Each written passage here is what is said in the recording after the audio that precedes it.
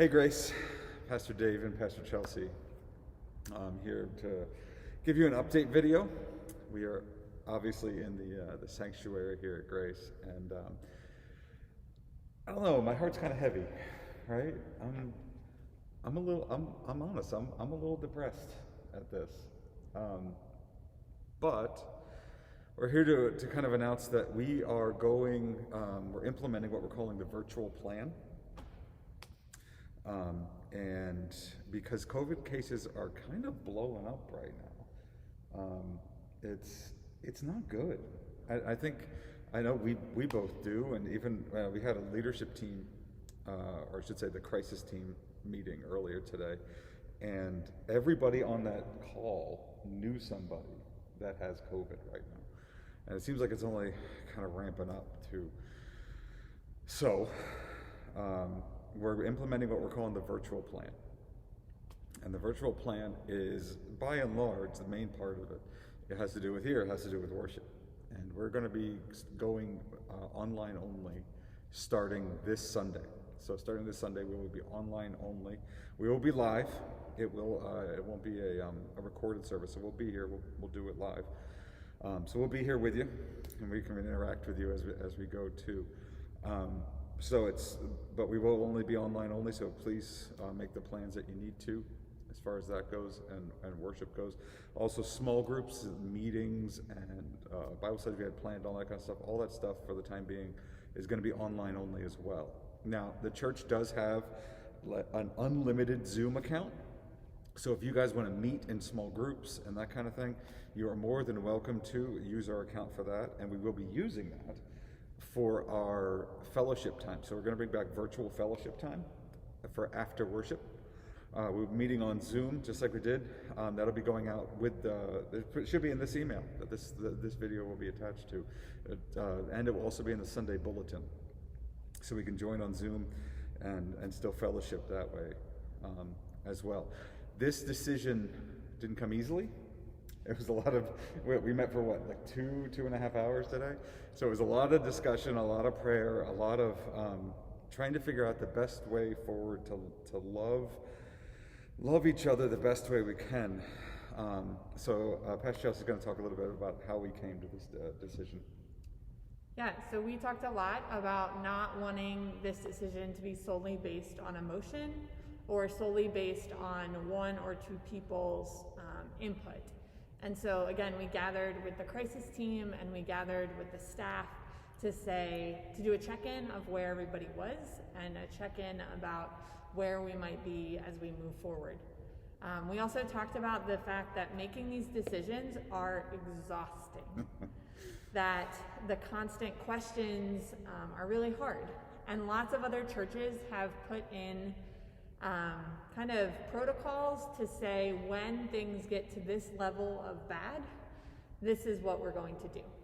And so our team really talked about what might be those levels for us, and a couple of things came out of it. So we have implemented that there are 3 different benchmarks that we will be using to decide when we are in virtual mode. 2 out of those 3 have to trigger before we go virtual, and we have to be only down to 1, so not at 2 out of 3, in order to be back in person. So those 3 things. The first of which is, what is our 7-day average in the state? Taking a look at that average is going to help us with our first benchmark. And we are saying that if that average is above 500 new cases a day, that first thing is turned on, right? So 500 new cases a day. And to give you a little bit of perspective, we have only been over that 500 case mark last Christmas time, right after the holidays, and beginning kind of mid-December of this year. So as Omicron has started and as the holiday season has started, that is when the state of Delaware has been over that 500 mark.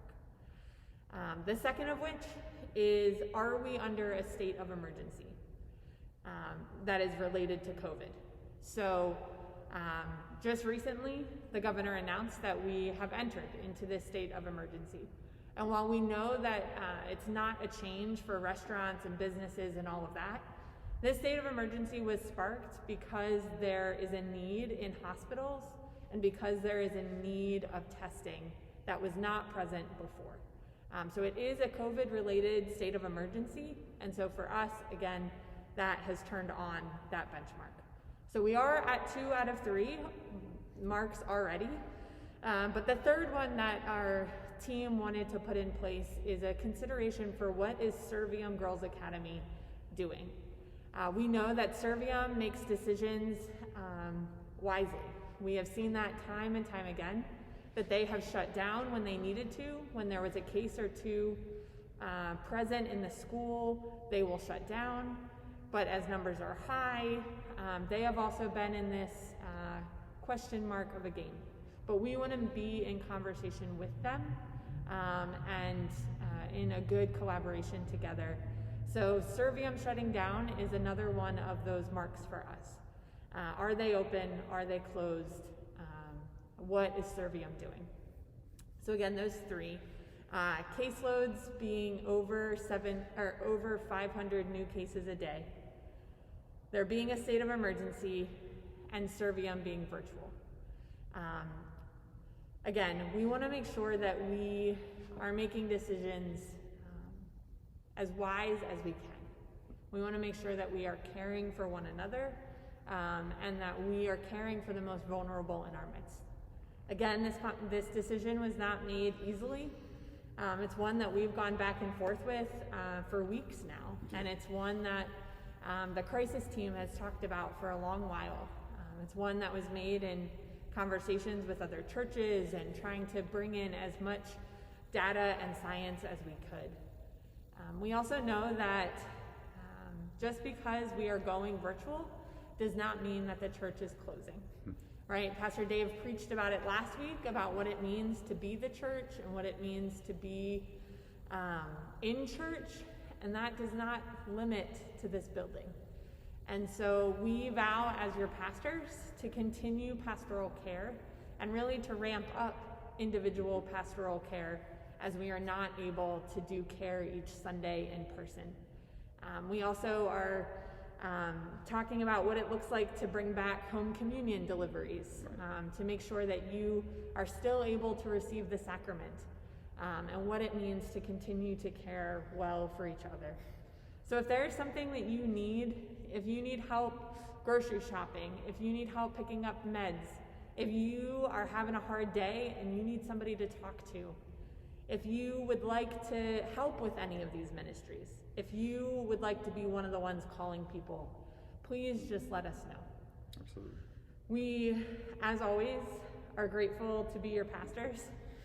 We are grateful for the ways that you have trusted us throughout this pandemic, for the ways that relationships have built in spite of being online. I was telling Dave earlier, I know you all more online than I do in person. Right.